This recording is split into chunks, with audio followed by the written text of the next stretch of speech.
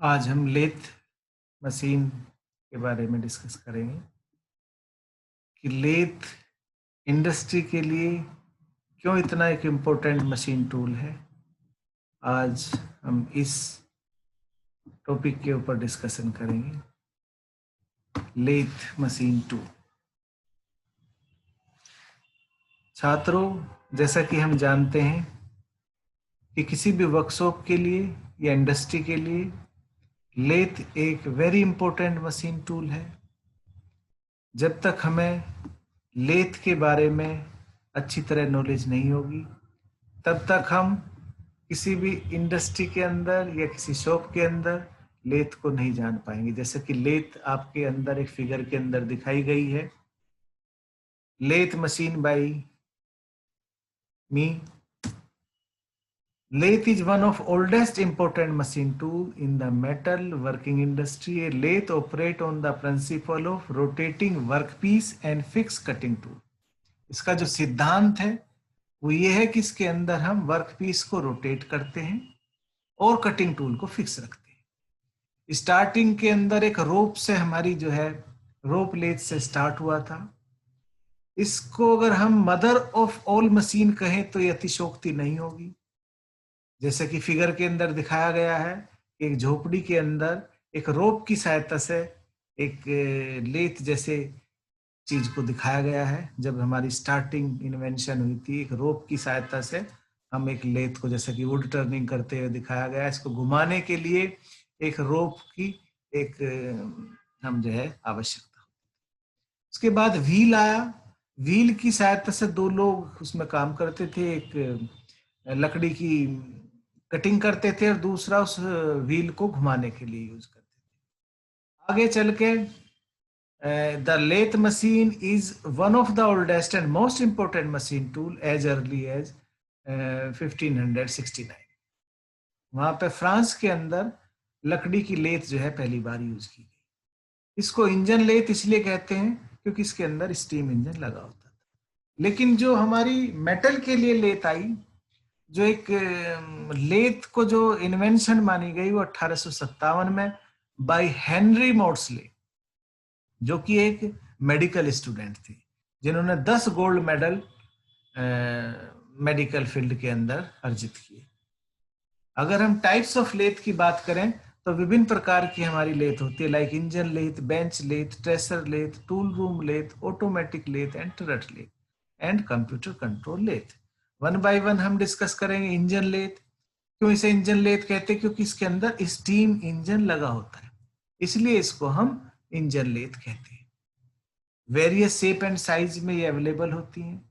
इसकी अगर स्पेसिफिकेशन की बात करें तो हेड स्ट्रोक और टेल स्ट्रोक के बीच में किस लेंथ का वर्क पीस लग सकता है, कितना राउंड में हमारा जो है डायमीटर का वर्क पीस लग सकता है, बेड की साइज क्या है, हमारे चक्कर कितने, आरपीएम कितने हैं, उसके मोटर का साइज क्या है, कितने हॉर्स पावर का है। इस तरह हम किसी भी लेथ की वेरियस स्पेसिफिकेशन कर सकते हैं। इंजन लेथ की हम बात करें तो उसके अंदर वेरियस ड्राइवन सिस्टम होते हैं, like belt driven, motor driven and gear head. Next bench lathe. इसे बेंच लेथ इसलिए नाम दिया गया कि ये एक फाउंडेशन के ऊपर, एक बेंच के ऊपर रखी जा सकती है, जो कि एक small type portable type lathe होती है, इसलिए इसको हम बेंच लेथ कहते हैं। नेक्स्ट ट्रेसर लेथ, कोई भी रिपीटिशन कार्य करने के लिए, कॉपी करने के लिए ट्रेसर लेथ को यूज करते हैं। Tool room lathe, like tool को ग्राइंड करना है, रिशार्पन करना है, कुछ इस तरह का प्रिसीशन कार्य करना है तो उसको हम टूल रूम लेथ कहते हैं। नेक्स्ट है हमारा ऑटोमेटिक लेथ, यानी कि फीड वगैरह हमारे ऑटोमेटिकली दी जा सके, इस तरह की लेथ को हम ऑटोमेटिक लेथ कहते हैं। Next turret lathe. Turret lathe के अंदर बेसिकली आपका टेल स्ट्रोक नहीं होता, टेल स्ट्रोक की जगह पे एक टरट होता है, जो कि हमारा जो है उसके अंदर वेरियस टाइप्स के टूल लगे रहते हैं।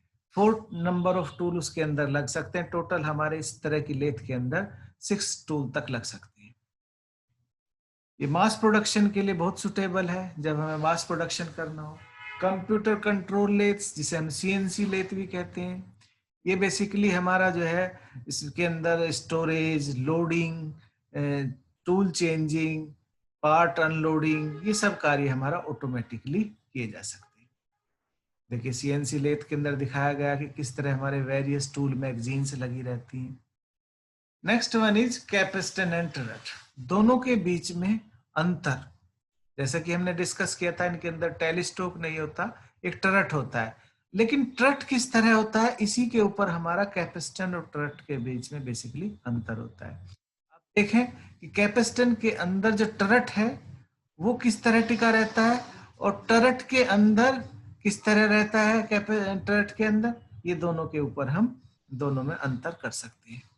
देखिए टरट हेड, जो कैपेसिटेंस लेथ होती है उसके अंदर turret head is mounted on ram which slides over the saddle, जबकि टरट लेथ के अंदर turret head is directly mounted on saddle but it slide on the bed.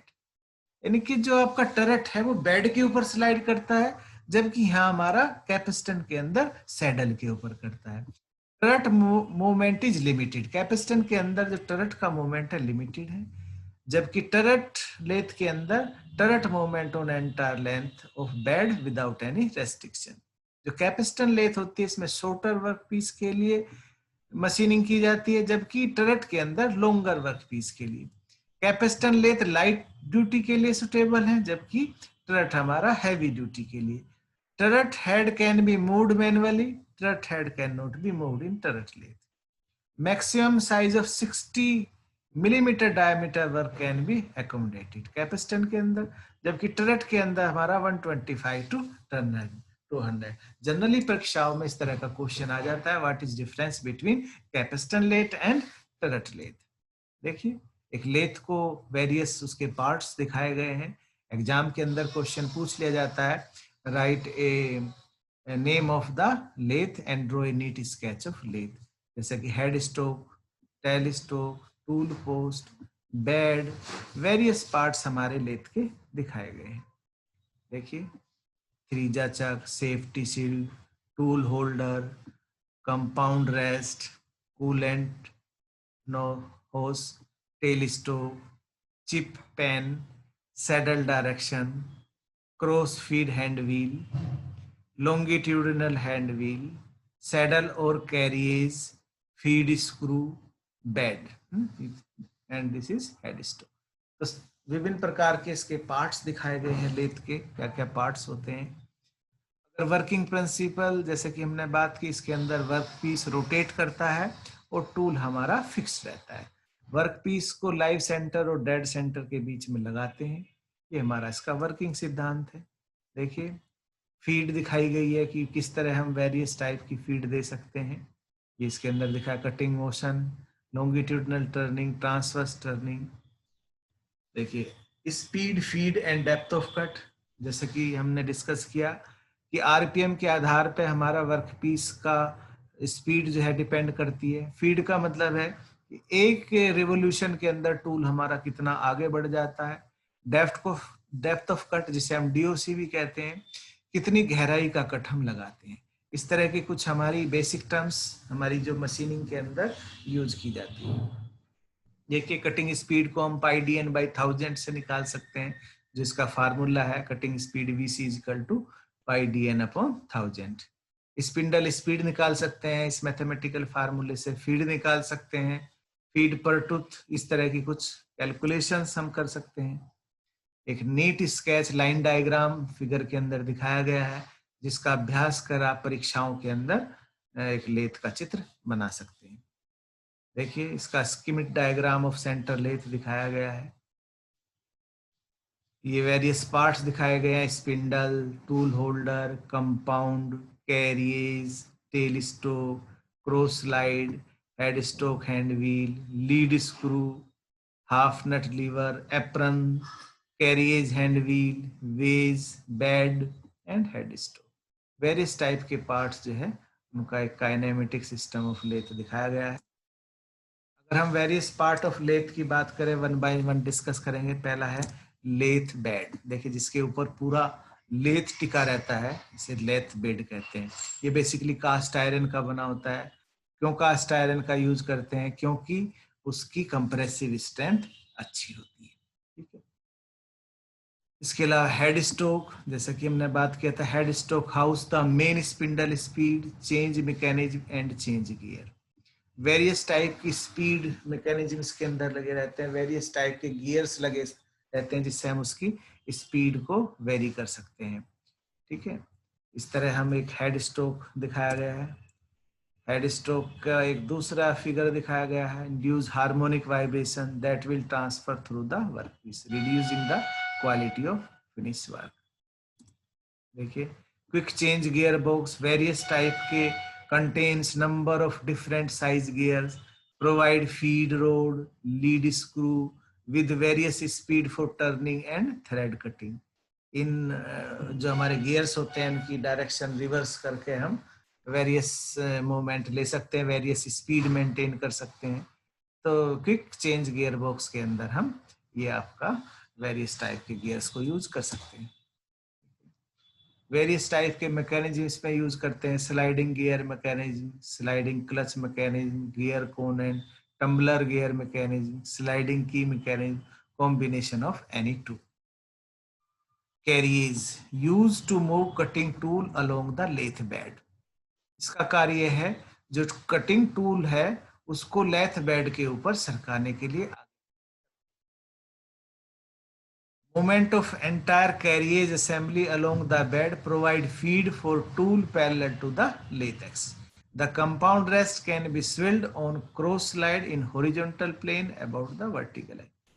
To the front of carriage is attached to the apron. It is fastened to the saddle and hand over the front of the bed. The apron houses the automatic feed mechanism for longitudinal and cross feed and split nut for the thread cutting. देखिए, cross slide mounted on the top of saddle, saddle के ऊपर लगा रहता है, provide manual and automatic cross movement for the cutting tools. ये apron, देखिए apron fasten to the saddle, house gear and mechanism required to move carriage or close side automatic. Locking of lever inside apron, prevent engaging split nut lever and automatic feed lever at same time. Apron hand wheel turned manually or move carriage along the lathe bed. दिखाया गया है apron।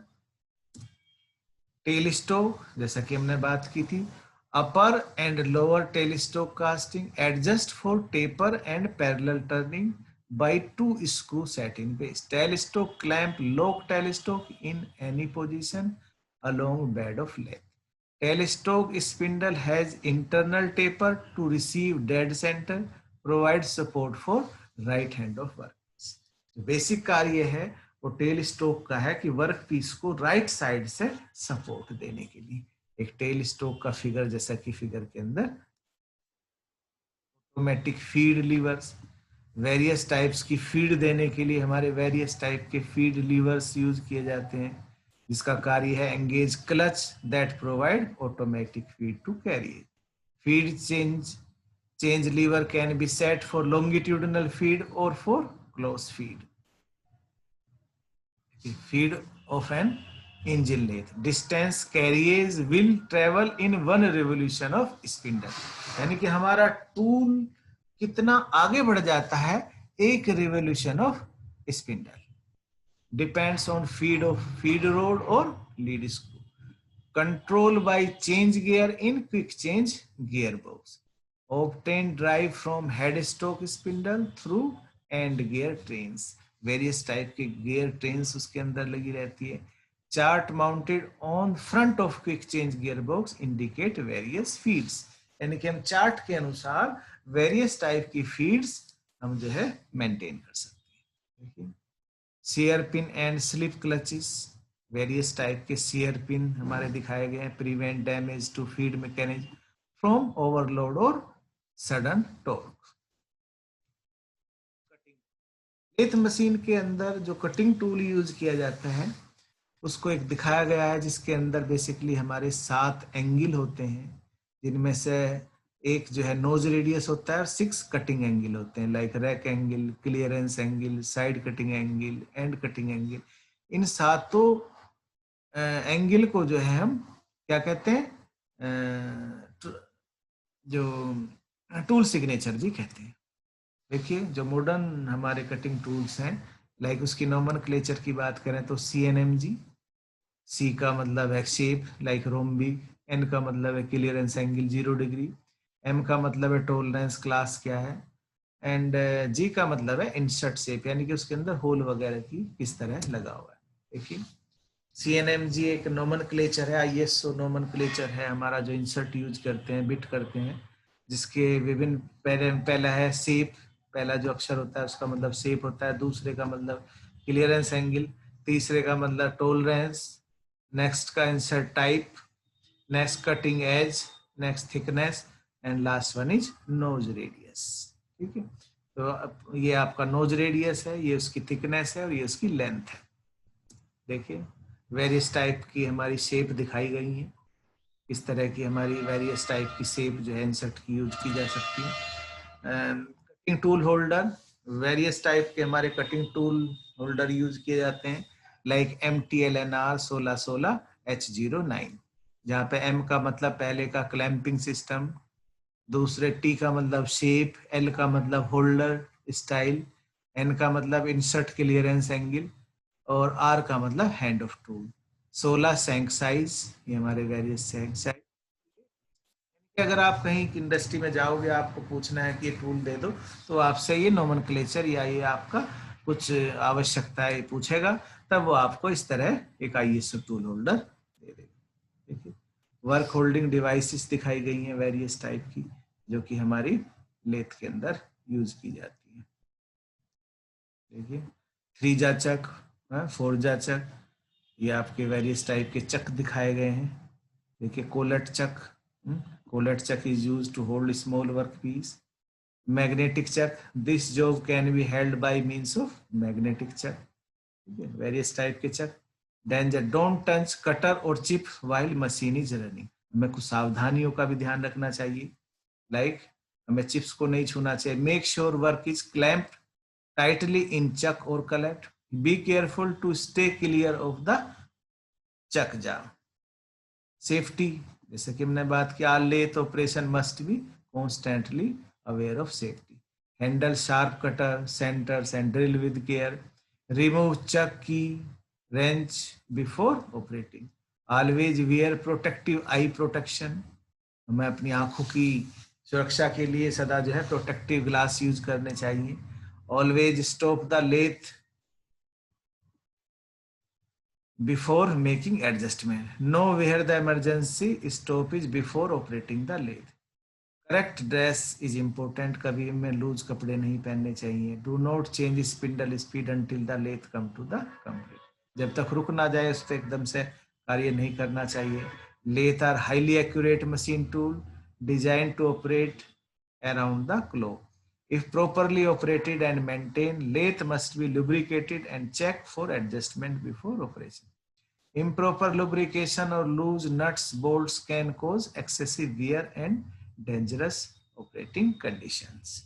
ठीक है, conclusion, lathe are normally robust in construction and they will, with good care, last for many years. It is not unusual, for instance, to see good lathe still in use that are 50 years old.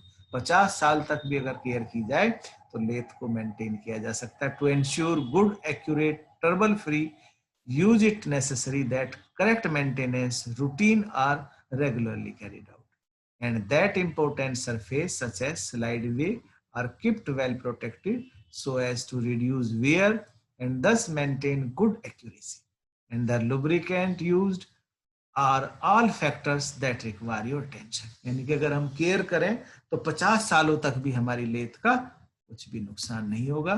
Thank you, आशा है कि आपको lathe समझ में आया होगा, आपको lathe के बारे में कुछ आइडिया मिला होगा। धन्यवाद।